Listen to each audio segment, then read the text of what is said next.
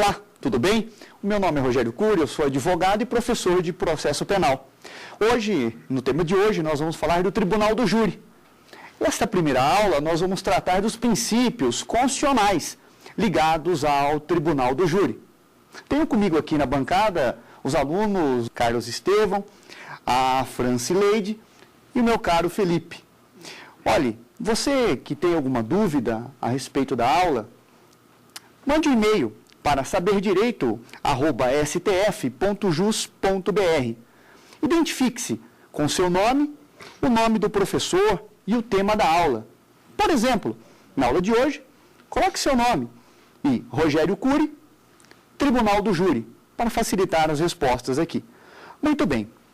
Olha só. Quando nós falamos do Tribunal do Júri, nós temos o tribunal mais popularizado do mundo, né? É quando o Poder Judiciário confere a qualquer do povo, aos populares, o julgamento de uma determinada causa. Mas esse Tribunal do Júri, no Brasil, ele possui princípios. E esses princípios inerentes ao Tribunal do Júri vêm previstos na Constituição Federal. E é isso mesmo. A Constituição Federal, no seu artigo 5º, inciso 38, traz os princípios inerentes ao júri. Chegamos lá na Constituição Federal, buscamos os princípios norteadores do Tribunal do Júri e vamos encontrar 4 princípios norteadores inerentes ao júri. E vejam que esses 4 princípios norteadores do Tribunal do Júri são a plenitude de defesa, o sigilo nas votações, a soberania dos veredictos e temos também a competência mínima para o processo e julgamento dos crimes dolosos contra a vida, consumados ou tentados. Vale a lembrança que o júri hoje no Brasil vem estruturado dentro do Código de Processo Penal em 91 artigos. É isso mesmo. Nós temos um mini código dentro do código. O júri é um rito especial, previsto nos artigos 406 a 497 do Código de Processo Penal. Este júri foi modificado em 2008, devido à entrada em vigor da Lei 11.689 de 2008. É isto mesmo, a Lei 11.689 de 2008 reestruturou o júri no Brasil. E, portanto, nós temos, na maioria dos artigos, uma nova redação, desde o artigo 406 até o artigo 497 do Código de Processo Penal. Iniciando o estudo dos princípios inerentes ao júri, temos a chamada plenitude de defesa. E o que nós temos por plenitude de defesa? E sempre há um questionamento. Você diz, mas olha, por que o júri tem a tal plenitude de defesa? Se nós já temos na Constituição Federal um princípio previsto lá no artigo 5º, que é o chamado princípio da ampla defesa. O princípio da ampla defesa vem previsto no artigo 5º, inciso 55 da Constituição Federal. E aqui no júri, lá no artigo 5º. Porém, no inciso 38 da Constituição Federal, nós temos uma plenitude de defesa. A questão é, há diferença entre eles? Há diferença entre ampla defesa e plenitude de defesa? Olha, a doutrina até tem posições divergentes sobre isso. Alguns doutrinadores dizem, não há diferença entre ampla defesa e plenitude de defesa. Por sua vez, outros autores, e esses são majoritários, defendem sim que há uma diferença entre ampla defesa e plenitude de defesa.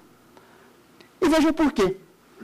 Quando nós falamos no júri, nós sabemos que o julgamento da causa, o mérito da causa, será avaliado por jurados, juízes leigos, pessoas do povo, não juízes togados, que irão decidir o mérito da causa. Por conta disto, prevê a Constituição Federal, a chamada plenitude de defesa. Ora, o que é pleno é mais do que amplo. Se nós confrontarmos os termos plenitude e ampla, nós vamos ver que há uma defesa plena e uma defesa ampla. Defesa ampla não é tão extensa como defesa plena. Plenitude é o que é completo. E nesse caso, a defesa, as manifestações em plenário do júri devem ser plenas. Mesmo porque aqueles que vão julgar não têm um conhecimento jurídico específico e técnico como um juiz togado. De modo que, quando nós falamos desta plenitude de defesa em plenário do júri, por exemplo, nós temos aqueles que debatem em plenário podendo tratar de assuntos, trazer assuntos sociológicos, metajurídicos. Por exemplo, em plenário do júri, o advogado, a defesa, o defensor poderá apresentar uma fala mais alta, elevar a voz, utilizar de gestos, trazer elementos sociológicos, objetos, uma arma, uma fotografia, mostrar a fotografia da vítima morta, por exemplo, mostrar a arma do crime para os jurados, gritar para os jurados, tratar de poemas com os jurados. Mas isto, perante um juiz togado, numa audiência comum, não é usual. Aliás, nada usual. Mas, no plenário do júri, isto é comum. No plenário do júri, vejam, por conta de nós termos 7 jurados, 7 pessoas, juízes leigos, a defesa há de ser plena. Porque você percebe que se perante um juiz togado, o defensor, ele faz uma defesa razoável, mas não plena, o réu não é tido como indefeso. Por sua vez, em plenário do júri, o advogado, se não exerce uma defesa plena de todas as teses perante os jurados não irão reconhecer teses que aquele advogado não tenha suscitado em plenário do júri. Ora, isto é claro, o jurado não tem o discernimento de um juiz togado. É necessário que para o jurado a defesa seja clara, a defesa seja plena. Porque veja, perante um juiz togado, ainda que a defesa não tenha suscitado, por exemplo, uma causa de diminuição de pena, mas o juiz dela se convence e percebe que há provas robustas nos autos, um magistrado nessa sentença, ele poderá reconhecer esta causa de diminuição de pena. Ora, os jurados, os juízes leigos, não têm o conhecimento jurídico para fazer isso. E quanto mais não seja, nem poderão, porque as causas de diminuição de pena que os jurados podem reconhecer devem ser aquelas que a defesa alegou em plenário. Caso a defesa não tenha alegado teses de diminuição de pena em plenário, o jurado não poderá reconhecer. E veja então a importância de nós termos no júri aquilo que se chama de plenitude de defesa. Mais do que defesa apenas formal, como ocorre no processo penal, mas uma defesa de todos os modos, gestos, palavras, teses, questionamentos, fala direta com os jurados. A defesa poderá mexer com o íntimo dos jurados, contrariar, contestar tudo aquilo que foi colocado pela acusação em plenário do júri, contrariar, mostrar provas, objetos, croquis, documentos em plenário do júri para fazer valer a sua tese. Utilizar de uma fala menos coloquial. Tudo isto para nós alcançarmos este princípio, conhecido então como o princípio da plenitude de defesa. Vejo então que há uma diferença na doutrina. Alguns doutrinadores dizem, olha, plenitude de defesa e ampla defesa não tem diferença. É a mesma coisa. Mas o que prevalece na doutrina é que no júri, e especialmente no júri, plenitude de defesa não é o mesmo que ampla defesa. Posto este primeiro princípio constitucional, pergunto aos colegas aqui da bancada se há algum questionamento a respeito. Professor Rogério, eu havia feito algumas anotações, né, a respeito da aula e gostaria de perguntar para o senhor a respeito do princípio da plenitude de defesa, né? Em razão do princípio da plenitude de defesa, é possível a apresentação de documento em plenário do júri sem que estivesse no processo? Olha, meu Carlos, o Carlos faz uma pergunta interessante e a pergunta é, olha, eu posso apresentar um documento em plenário do júri? Um papel, um documento, um objeto em plenário do júri que não estava nos autos? Essa questão é, para que nós tenhamos a apresentação de um documento, a leitura de um documento, um jornal, uma revista, um objeto, um croquis, uma filmagem em plenário do júri, este documento, este objeto, deve ser juntado aos autos com, no mínimo, 3 dias. E guardem bem, no mínimo 3 dias úteis de antecedência da data do julgamento em plenário. A questão é bem formulada porque eu não posso, segundo o artigo 479 do Código de Processo Penal, segundo o artigo 479 do Código de Processo Penal, os documentos que eu quero apresentar, objetos, croquis, jornais, revistas, gravações, filmagens, que eu quero apresentar em plenário do júri, eu devo, sem dúvida alguma, juntar aos autos com no mínimo 3 dias úteis de antecedência da data da realização do plenário e ainda esse documento, esse objeto, deve ser dado ciência à outra parte. De modo, então, que eu não posso chegar no júri e entregar um documento para leitura que não esteja nos autos. Mas caso eu o faça, eu estou desrespeitando uma norma processual penal.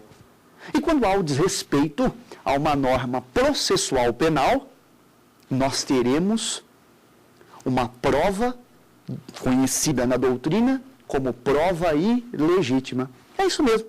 A doutrina, quando fala em prova inadmissível, acaba dividindo a prova inadmissível em prova ilícita, aquelas que afrontam norma de direito material, e prova ilegítima, aquelas que afrontam norma de direito processual. E o artigo 479 do Código de Processo Penal, este mesmo, este que fala dos dias mínimos para a juntada, da quantidade mínima de 3 dias úteis para a juntada de documentos, papéis, objetos que eu quero ler em plenário, ele desrespeitado é um desrespeito à norma processual. E o desrespeito à norma processual leva à chamada prova ilegítima. Na sequência dos princípios inerentes ao júri, nós temos o conhecido princípio do sigilo nas votações. Sigilo nas votações. Por que nós temos esse princípio quando nós falamos no júri? Vejam, que alguns autores questionam, mas olha, os processos no Brasil, em regra, não são públicos? Por que as decisões dos jurados devem ser sigilosas, então? Ora, nós devemos analisar o caso em concreto. Verificarmos que esses jurados são pessoas do povo, que estão ali para colaborar com a justiça. É o do povo votando quesitos para condenar ou absolver o seu par, outra pessoa do povo. De modo que nós devemos dar um pouco de segurança para aqueles juízes leigos, para os jurados, para o conselho de sentença. De modo que vem previsto na Constituição Federal e, portanto, o princípio do sigilo das votações não é inconstitucional, que os jurados não declararão o seu voto. Os jurados votam os quesitos de maneira sigilosa. Veja como, veja o local e a forma de nós exercermos o princípio do sigilo das votações. Comecemos pelo local. Onde serão votados os quesitos? Pelos jurados. Regra, os quesitos serão votados em uma sala secreta, também chamada de sala especial. É isto. Via de regra, todo fórum possui uma sala secreta, uma sala especial. Sala própria para a votação dos quesitos. Vejam que nesta sala secreta, nesta sala especial, só terão acesso, além dos jurados, o juiz presidente do tribunal do júri, a acusação, o defensor, o oficial de justiça e o escrivão. É isso mesmo. Jurados, juiz presidente, acusação, o defensor, o oficial de justiça e o escrivão. Mas por que o oficial de justiça deve estar presente nesta sala secreta, nessa sala especial? É ele, o oficial de justiça, quem deve atestar a incomunicabilidade entre os jurados. Então, a sua figura nessa sala secreta, nessa sala especial, é imprescindível. Pois a falta de incomunicabilidade entre os jurados sobre as coisas do processo e dos jurados com terceiros sobre as coisas do processo gera nulidade absoluta. Ok? Quanto mais não seja, vale lembrar que a forma de votar os quesitos será, por parte dos jurados, com a entrega de cada um deles de uma cédula de papel facilmente dobrável e opaco. São duas cédulas que cada jurado recebe. Uma sim, outra não. Não votarão publicamente. O voto desse jurado é colocado em uma pequena urna. E, neste caso, o juiz abre esta urna e verifica os 7 votos dos jurados. E a mais, veja lá, o jurado não diz se votou sim ou não publicamente. Há um sigilo para preservar até a sua segurança. E pensando ainda na segurança do jurado, o novo Código de Processo Penal, preservando esse sigilo das votações, o novo Código de Processo Penal, com a reforma que sofreu em 2008, prevê que as votações serão por maioria de votos. É isto mesmo, as votações serão por maioria de votos. O que significa isto? Que atualmente o magistrado não faz como já fez no Brasil, dizendo, olhe, o júri por unanimidade resolveu por bem condenar o acusado. Ou o júri por unanimidade resolveu por bem absolver o acusado. Para a preservação da própria segurança deste acusado, a votação é por maioria de votos. E o que significa isso? Imagine que o magistrado, se 7 votos foram proferidos, se 7 cédulas existem ali,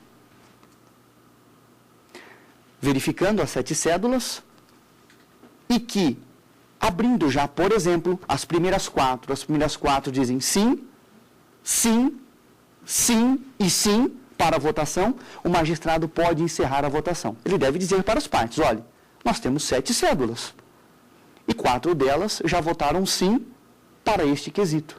Por exemplo, quesito da materialidade. Sim, sim, sim, sim, 4 sims, já pode encerrar a votação. Exemplo também, quesito da absolvição. O jurado absolve o acusado? Os jurados respondem não por maioria de votos, mas o juiz só deveria declarar o quê? Ao menos 4 votos. Mas se 7 disseram não absolvemos para preservar a pessoa do jurado, o magistrado só declara que por maioria de votos, ele mostra, né, as cédulas, 4 cédulas no mínimo, dizendo, olha, a maioria de votos resolveram então por não absolver o acusado está condenado. Mas imagine se esse magistrado diz, foi unânime, o júri é unânime, 7 votos a 0, entenderam por condenar o acusado. Neste caso, os jurados podem correr risco, talvez até mesmo risco de vida. Imagine lá, um acusado por homicídio qualificado ou homicídio triplamente qualificado, sabendo que todas aquelas pessoas o condenaram. Ele pode facilmente atentar contra a vida daquelas pessoas. Por isso nós temos o que se chama de sigilo nas votações, ok? E isto não é considerado, sem dúvida alguma, como inconstitucional. Estou dizendo porque alguns autores dizem, olha, o sigilo das votações fere a publicidade do processo. O sigilo das votações decorre da própria Constituição Federal. Ok? Não é uma simples criação do Código de Processo Penal. Ok? E sem dúvida alguma, visa a preservação dos jurados. Agora vejam, de maneira excepcional, e cuidado com isto, de maneira excepcional, os quesitos poderão ser votados em plenário do júri. É isto mesmo. Excepcionalmente, os quesitos poderão ser votados em plenário do júri. Você diz, mas cadê o sigilo nas votações? Calme. Nós temos, veja lá, nós temos sigilo nas votações, mas como eu tenho sigilo na votação, se os quesitos são julgados em plenário, votados em plenário. Vejam. Se os quesitos são votados em plenário, é porque aquele tribunal do júri não possui sala especial. Quando o tribunal do júri não possui sala especial, o tribunal do júri não possui sala secreta, os quesitos serão votados em plenário mesmo. Porém, só ficarão em plenário, só permanecerão em plenário aquelas pessoas que têm acesso à sala especial. Então, o tribunal do júri não possui sala especial, não possui sala secreta, como pode ocorrer em comarcas menores, circunscrições judiciárias menores, isso acontece no Brasil, que o próprio fórum não tem sala do júri. E toma de empréstimo, por exemplo, uma sala da Câmara de Vereadores, por exemplo. E lá, não tendo sala secreta especial, no momento da votação dos quesitos, todos os presentes são retirados do tribunal do júri, do plenário do júri, e ficarão em plenário do júri quem? Os jurados, o juiz-presidente, a acusação, o defensor, ou os defensores, o oficial de justiça e o escrivão. Todos os demais, inclusive o acusado, são retirados de plenário do júri e os quesitos serão ali votados. Ok? Cuidado então, hein? Nós temos regra, sala especial, mas temos exceção. Excepcionalmente, os quesitos podem ser votados em plenário do júri. Esta então, as características inerentes ao princípio constitucional do sigilo nas votações. Mas nós temos mais. Quanto aos princípios norteadores do tribunal do júri, há ainda o chamado princípio da soberania dos veredictos. Princípio constitucional da soberania dos veredictos. Vejam, olhe, o princípio é da soberania do veredicto. E veredicto não é uma decisão do juiz-presidente. Veredicto é decisão dos jurados.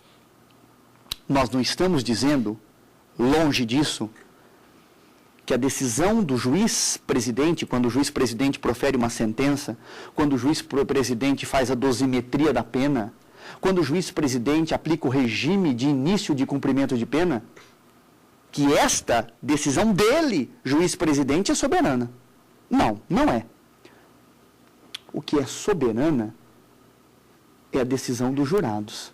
A soberania alcança os veredictos, aquilo que os jurados manifestaram-se.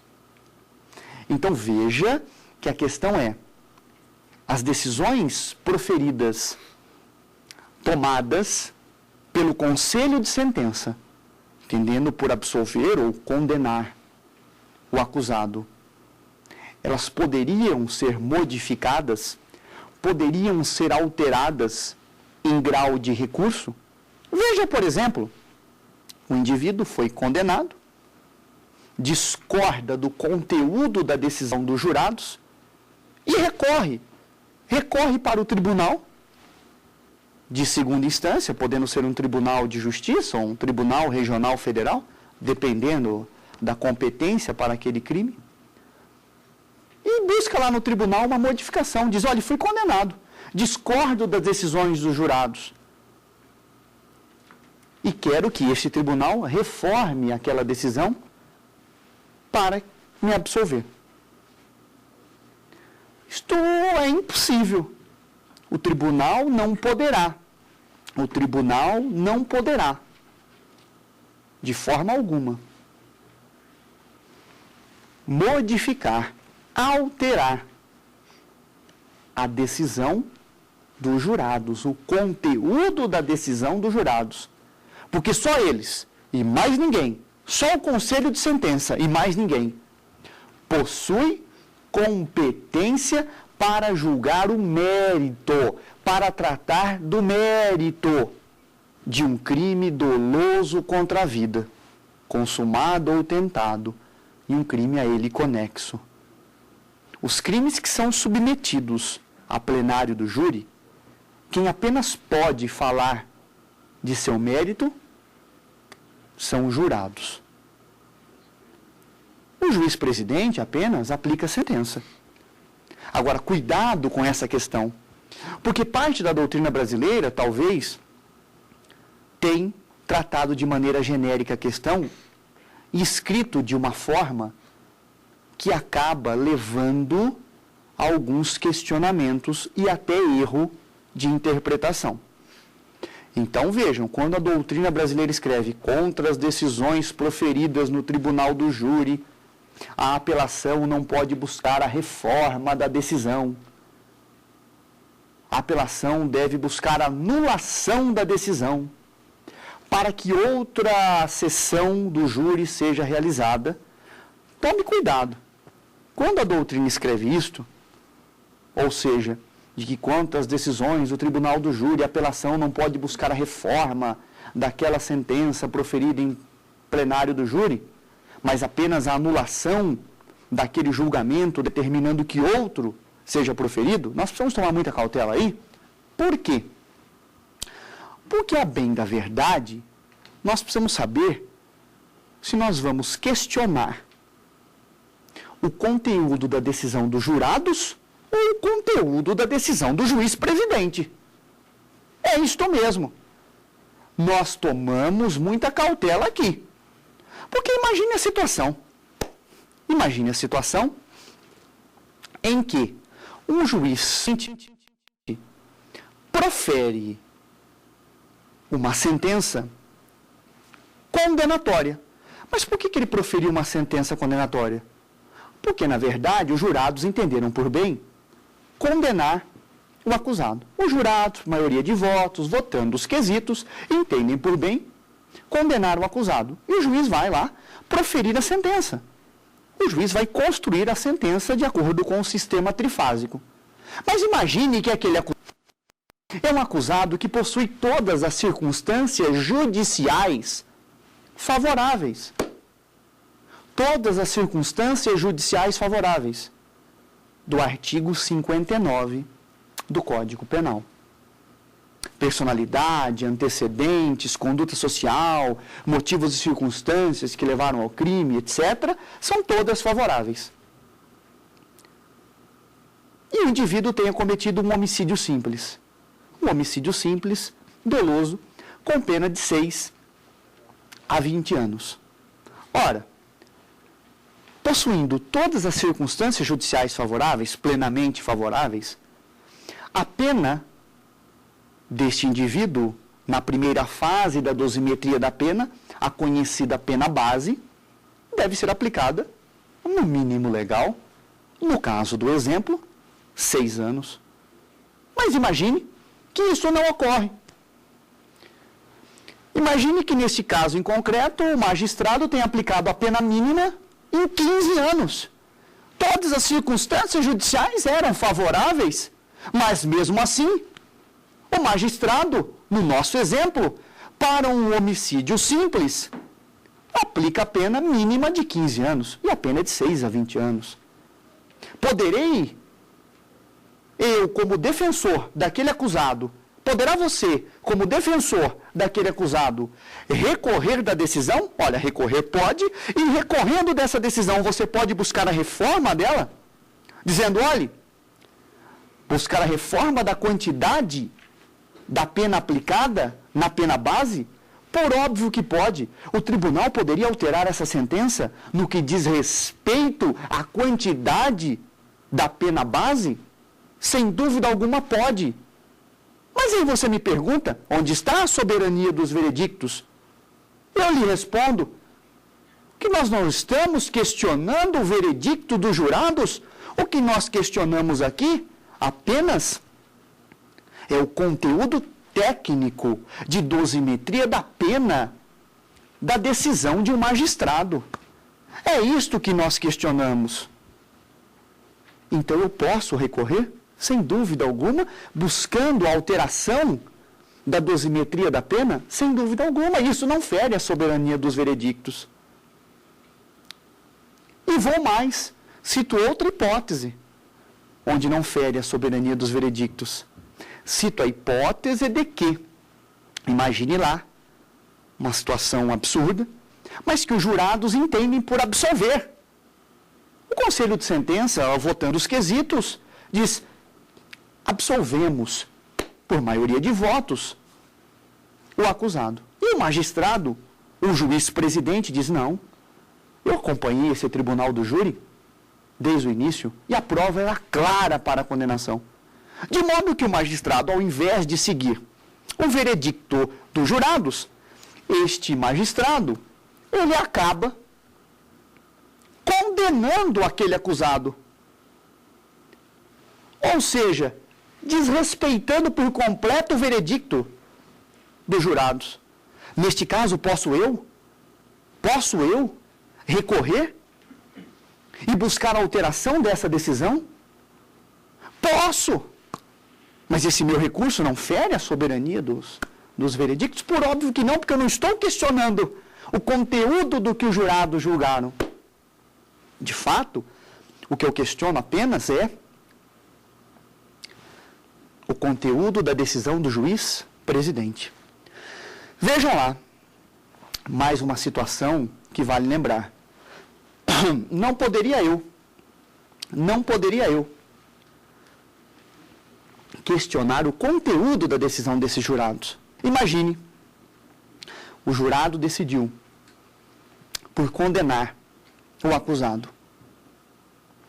E eu recorro ao tribunal, dizendo: tribunal, reforme essa decisão. Eu não merecia ser condenado, os jurados erraram. Eu merecia ser absolvido. Vejam que agora eu estou questionando o próprio veredicto, o conteúdo da decisão dos jurados. E neste caso, o meu recurso não pode ser no sentido de alterar a decisão dos jurados, modificar de condenado para absolvido. Para que não haja o ferimento, o ataque à soberania dos veredictos, o meu recurso deve buscar o quê?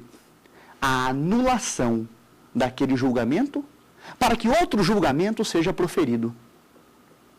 E esta é a questão.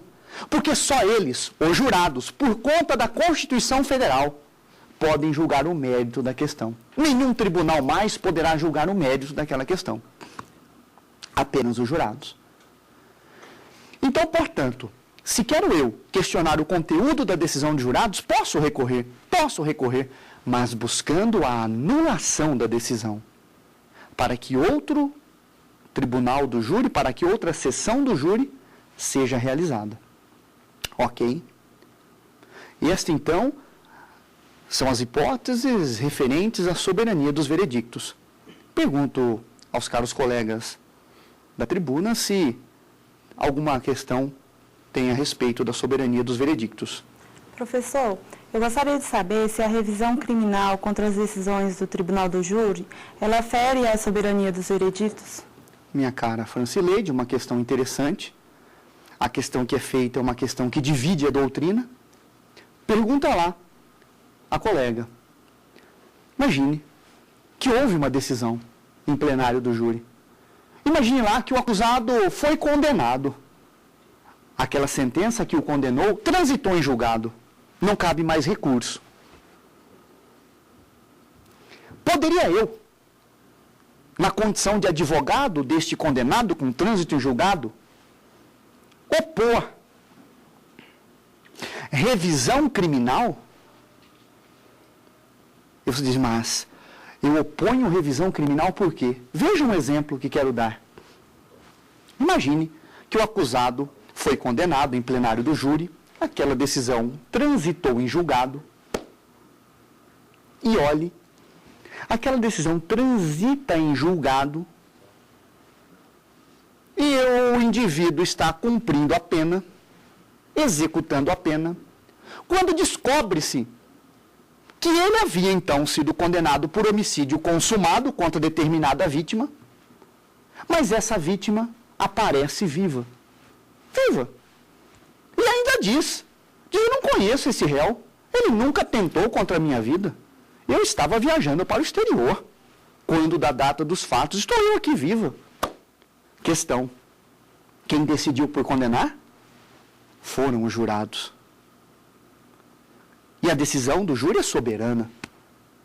E o questionamento é possível a revisão criminal contra uma decisão transitada em julgado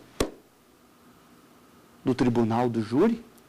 A doutrina se divide em duas correntes. A doutrina se divide em duas correntes. Vejam, então, que a primeira corrente, que é tida atualmente como minoritária, diz não pode haver revisão criminal contra as decisões do júri. Porque a soberania dos veredictos deve ser reconhecida, mas, por sua vez, uma segunda corrente, que atualmente é majoritária, ela diz, é claro que nós podemos falar em revisão criminal contra decisões do tribunal do júri. Porque a revisão criminal é uma decisão que busca trazer benefícios para o réu. E ela não pode, nós não podemos reconhecer que o indivíduo inocente continue cumprindo pena, no caso do nosso exemplo, ainda que ele não tenha praticado o delito, apenas e tão somente por falar-se em soberania dos veredictos. Então, atualmente, é possível falar-se, e esta é nossa linha também de raciocínio, em possibilidade de revisão criminal contra decisões do júri. Mas lembre-se que a revisão criminal ocorre após o trânsito em julgado. Em se tratando de apelação, a apelação deve buscar anular aquela decisão dos jurados, quando nós vamos questionar, por óbvio, a decisão dos jurados. Este, então, é o princípio da soberania dos veredictos. Temos ainda o princípio da competência mínima para o processo e julgamento dos crimes dolosos contra a vida, consumados ou tentados, e os crimes a ele conexos. Também no artigo 5º, inciso 38 da Constituição Federal e artigo 74 do Código de Processo Penal, nós temos lá o princípio da competência mínima para o processo e julgamento dos crimes dolosos contra a vida, consumados ou tentados, e a ele conexos por parte do júri. Veja a questão. Crime doloso contra a vida. Crime doloso contra a vida, nós temos um capítulo no Código Penal onde nós encontramos esse crime ou esses crimes dolosos contra a vida. O capítulo dos crimes contra a vida. Os crimes contra a vida, salvo o crime de homicídio culposo, todos são crimes dolosos. Exemplo, homicídio simples e qualificado, induzimento, instigação e auxílio ao suicídio, infanticídio, autoaborto, aborto praticado com consentimento da gestante, aborto praticado sem o consentimento da gestante e aborto praticado por terceiro com o consentimento da gestante. São todos crimes dolosos contra a vida. Esses crimes estão previstos no Código Penal, do artigo 121 a 126 do Diploma Penal. 121 a 126 do Código Penal, os crimes dolosos contra a vida, salvo, é claro, o homicídio culposo.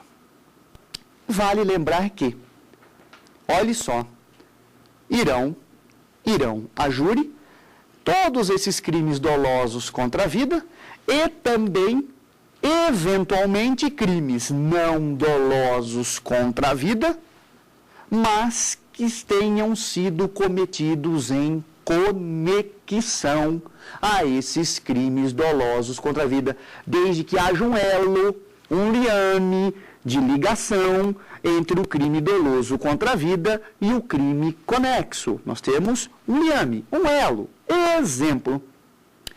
Imagine lá que haja o delito de homicídio e o delito de ocultação de cadáver. Ocultação de cadáver não é crime contra a vida. Contra a vida é o crime de homicídio. De modo que, a princípio, a ocultação de cadáver não seria julgada perante o plenário do júri. Mas essa ocultação de cadáver será julgada perante o plenário do júri por quê? Porque foi praticada em conexão a um crime doloso contra a vida. E o crime doloso contra a vida atrai a competência para o processo e julgamento deste crime conexo. De modo que ambos serão levados para o júri. Agora, muito cuidado. Quando nós falamos de crimes dolosos contra a vida, consumados ou tentados, perceba que a meta do acusado era cometer um crime contra a vida. E de maneira dolosa. Porque existem no Brasil crimes com evento morte, mas que por si só não vão a júri. Veja um exemplo. Roubo seguido de morte. Extorsão com resultado morte. Extorsão mediante sequestro com resultado morte. Estupro com resultado morte. Epidemia com resultado morte. Lesão corporal com resultado morte. São crimes onde o resultado agravador é morte. Mas não vão a júri. Por quê? Porque você percebe que nós temos no caso, por exemplo, do roubo seguido de morte, que nós não temos um crime contra a vida, nós temos um crime contra o patrimônio. O evento morte é resultado agravador do crime de roubo. Na extorsão mediante sequestro, o resultado morte é resultado agravador, mas o crime é contra o patrimônio. No estupro, com resultado morte resultado agravador, o crime de estupro é crime contra a dignidade sexual. Então, vejam, muita atenção, não é desses crimes que a Constituição Federal, no artigo 5º, inciso 38, e o Código de Processo Penal, no artigo 74, estão mencionando. Mas, mesmo assim, nós precisamos tomar extrema cautela. Extrema cautela, e veja só, caro telespectador, tome cautela porque, eventualmente, um resultado agravador morte pode ser um resultado agravador doloso. É isso mesmo. Um resultado agravador morte pode ser doloso, salvo no crime de lesão corporal seguida de morte, porque o resultado morte da lesão corporal seguida de morte sempre é culposo. O resultado morte nos demais crimes pode, talvez, ser doloso. Veja no latrocínio o roubo seguido de morte. Imagine que o indivíduo vai furtar, subtrair o bem, mediante violência ou grave ameaça, o que é roubo. Mas para subtrair o bem, ele percebe que não consegue aquela subtração e acaba gerando a intenção de matar a vítima. Para a subtração, diz, não há outro meio de subtrair a coisa senão matando a vítima. Percebam que a morte foi dolosa. Mas a intenção dele, primeira, a meta dele, não era alcançar a vida, era alcançar o patrimônio. E para tanto, ele necessitou matar a vítima. Você diz, mas eu tenho dolo no roubo e dolo na morte. Não tenho dois crimes? Não. O objetivo era patrimônio. A morte foi só evento, resultado agravador. E neste caso, esse delito não será julgado em plenário do júri. Não será julgado perante o plenário do júri. Irão a júri os crimes dolosos contra a vida e os crimes que estão conexos a ele. E lá no plenário do júri, sabe o que os jurados vão fazer? Votar quesitos do crime doloso e depois, votando os quesitos sobre o crime doloso, votarão quesitos sobre o crime conexo. É isso mesmo. São formados quesitos distintos. Quesitos para o crime doloso contra a vida, depois em apartado, quesitos sobre o crime conexo. Os jurados votam quesitos sobre os dois. Muito bem. Olhe só. Estes, os princípios inerentes, então, ao júri que nós temos no Brasil. Esses os princípios inerentes ao júri que nós temos no Brasil. De modo que, como resumo desta aula, nós temos os seguintes pontos a serem levantados. O júri no Brasil. O júri no Brasil é o tribunal popular, onde qualquer do povo julga o seu par, a população julga os seus pares.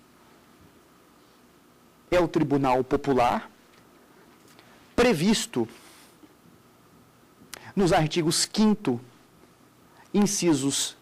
inciso 38 da Constituição Federal e artigos 406 a 497 do Código de Processo Penal, artigos estes que foram modificados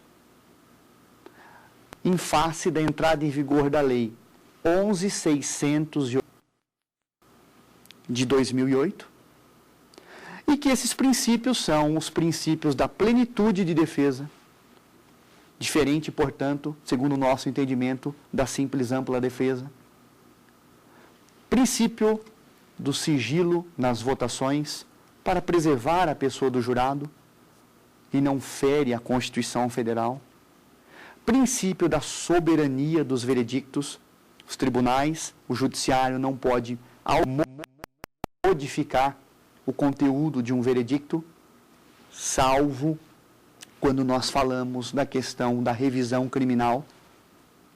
E ainda, nós temos o chamado princípio da competência mínima para o processo e julgamento dos chamados crimes dolosos contra a vida, consumados ou tentados, e os crimes a ele conectos, que alguns autores denominam de competência mínima para o processo e julgamento dos crimes dolosos contra a vida, consumados ou tentados, e os crimes a ele conexos. Muito bem, veja só, se for caso você tenha alguma dúvida sobre essa aula, mande um e-mail para saberdireito@stf.jus.br. Caso queira rever essa aula, é só acessar no www.youtube.com/saberdireitoaula. Eu repito, caso queira rever essa aula, acesse www.youtube.com/saberdireitoaula. Ok? Agora veja, convido vocês para a nossa próxima aula. Encerramos esta aula por aqui. Até a próxima.